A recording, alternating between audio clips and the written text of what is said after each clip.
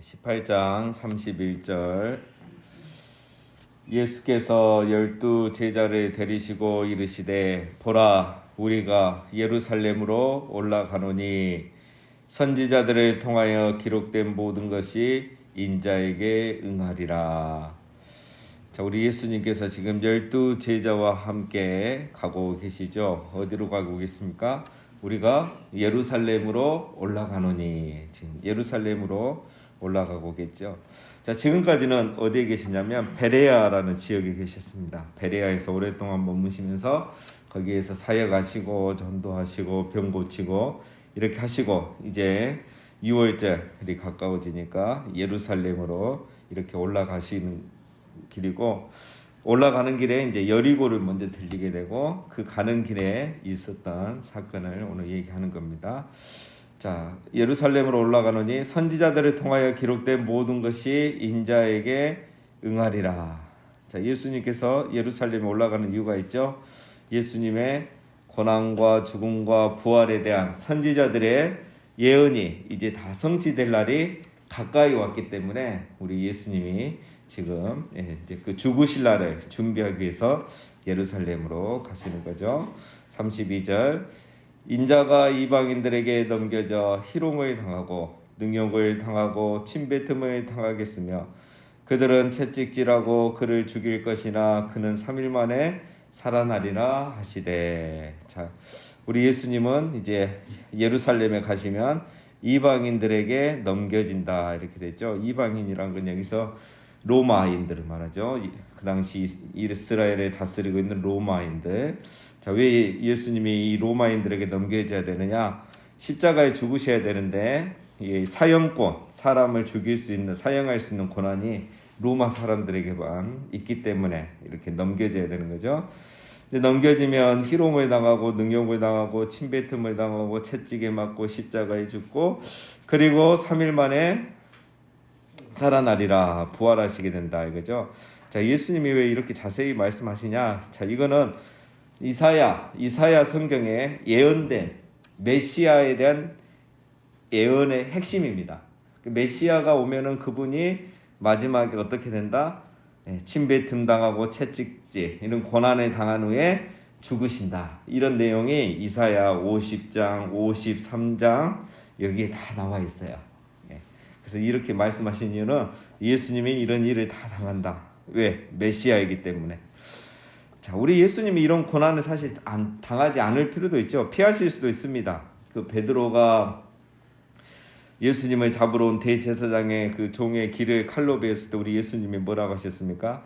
너는 내가 내 아버지께 구하여 지금 12군단 더 되는 천사를 보내시게 할 수 없는 줄로 아느냐?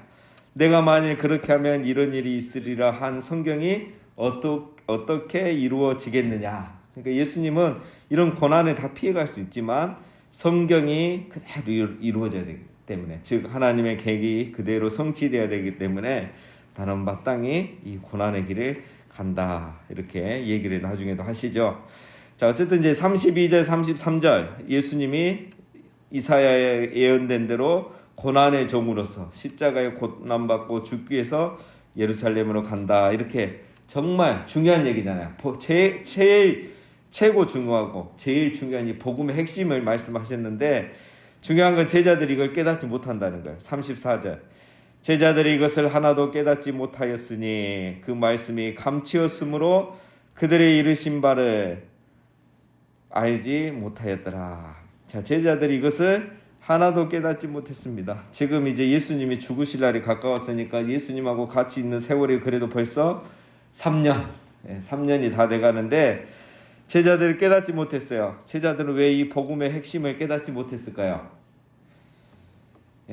34절을 뭐라고 합니까? 깨닫지 못하였으니 그 말씀이 감추었으므로. 말씀이 감추었다. 이 말은 32절, 33절 이렇게 예수님이 말씀을 해도 그게 감추어진 거야. 즉 하나님이 이 말씀을 제자들이 깨닫지 못하게 깨닫게 해주지 않으셨다는 거야. 깨닫게 해주지 않으니까 이 쉬운 32절, 33절 그 다음 이사야서에 있는 그들이 늘 읽는 이 이사야 말씀이 깨달아지지 않은 거예요. 자, 그러면 이제 하나 더 생각해 봐야겠죠. 왜 하나님은 그들에게 깨닫게 해주지 않으셨을까?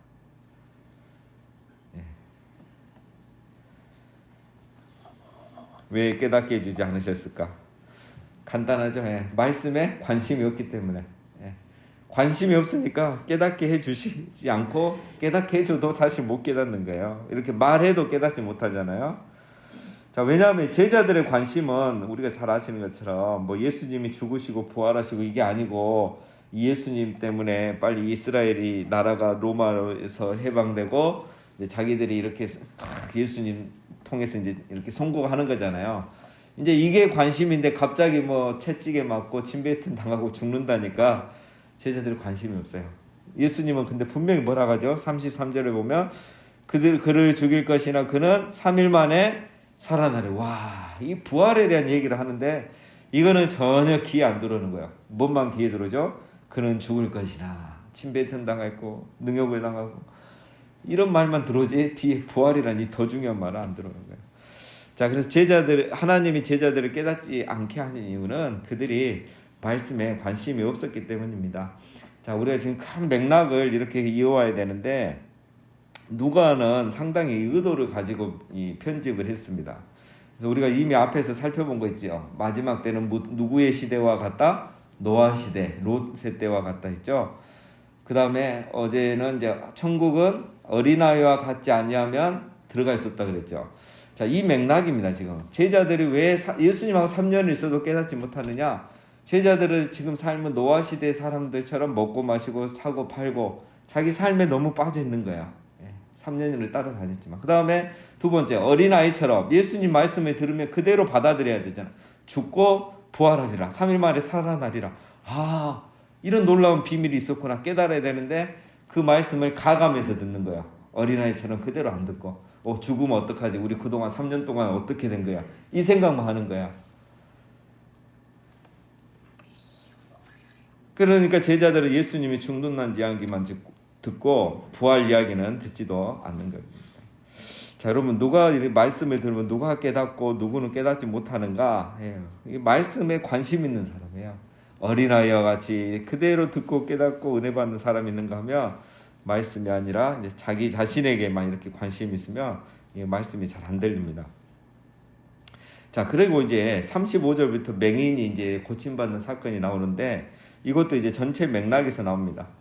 정말 말씀을 잘 듣고 예수님이 누구인지 아는 사람은 어떻게 반응하는가? 우리가 보기에는 제자들이 예수님을 제일 잘할 것 같죠. 3년이나 같이 있었으니까.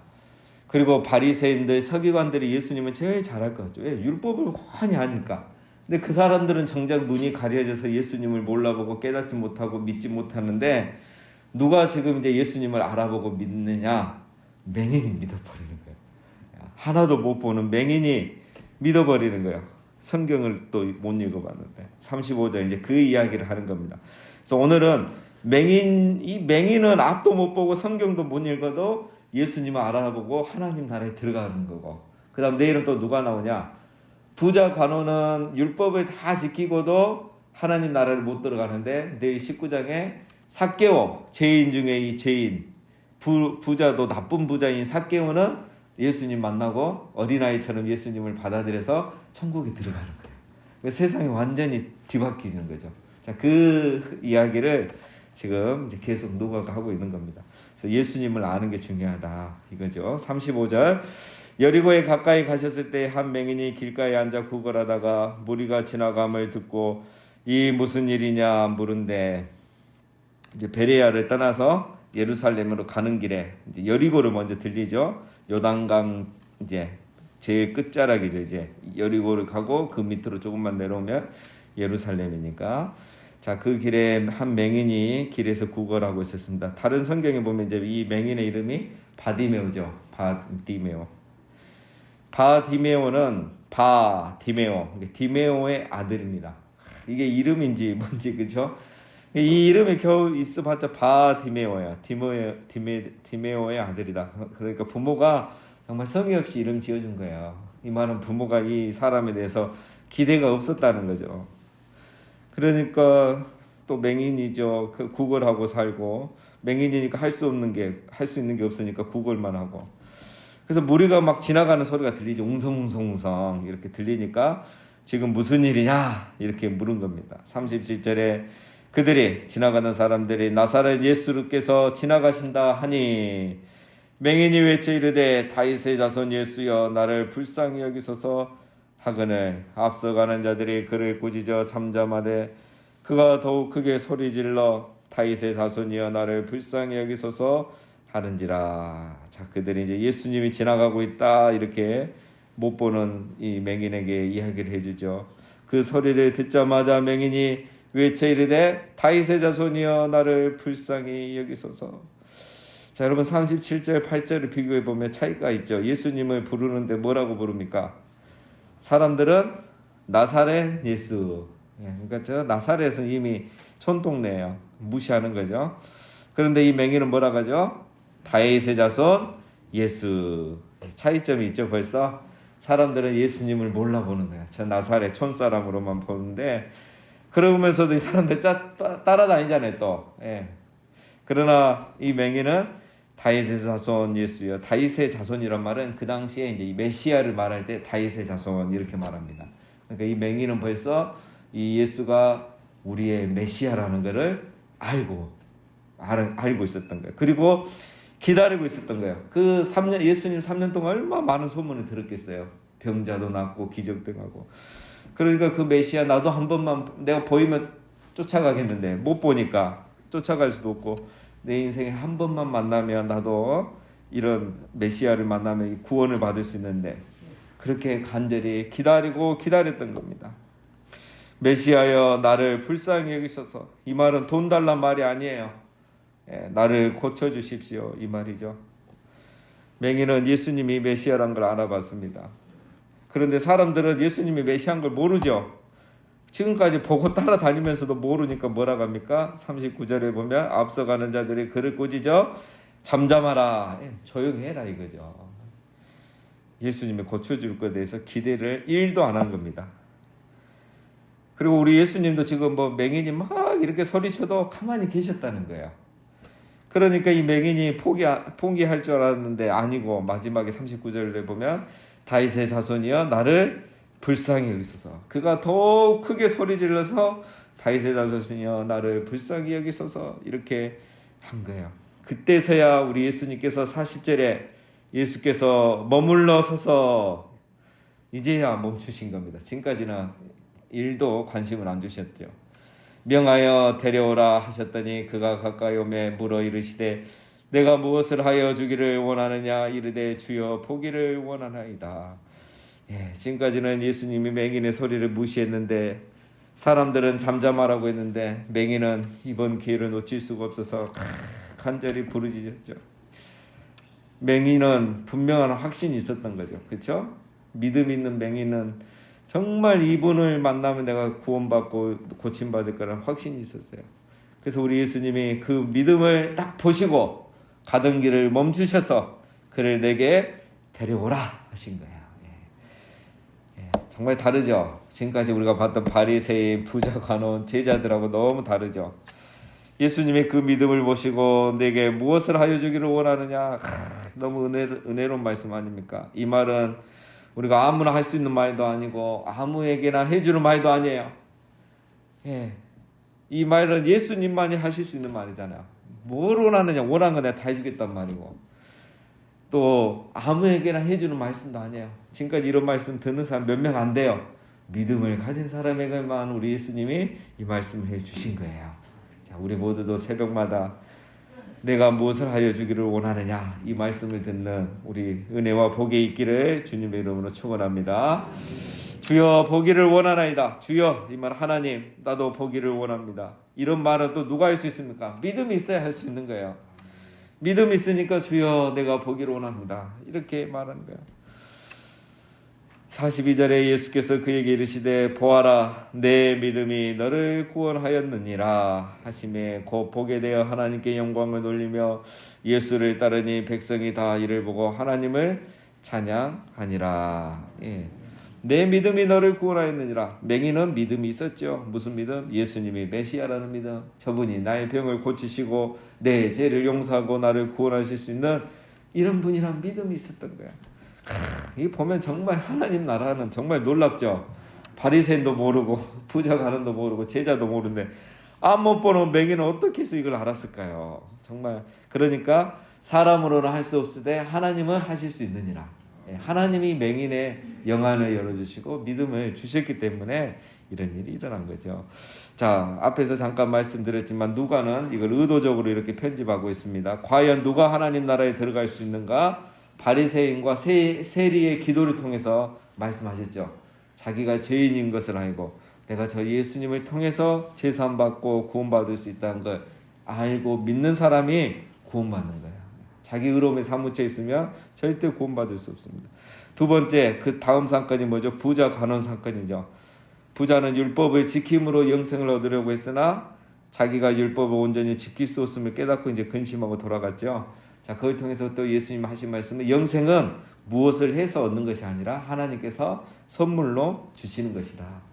예수님을 통해서 믿음을 통해 선물로 주시는 거지 무엇을 해서 얻는 것이 아니다라는 거죠. 자, 그래서 바리새인도 부자 간원도 예수님을 몰라서 하나님 나라에 못 갔고 심지어 제자들조차도 예수님을 아직은 제대로 모르고 있죠. 그래서 나중에 예수님을 버리고 다 도망간 겁니다. 그렇죠? 그런데 지금 누가 예수님을 제대로 알고 믿어버렸습니까? 맹인이 믿은 거예요.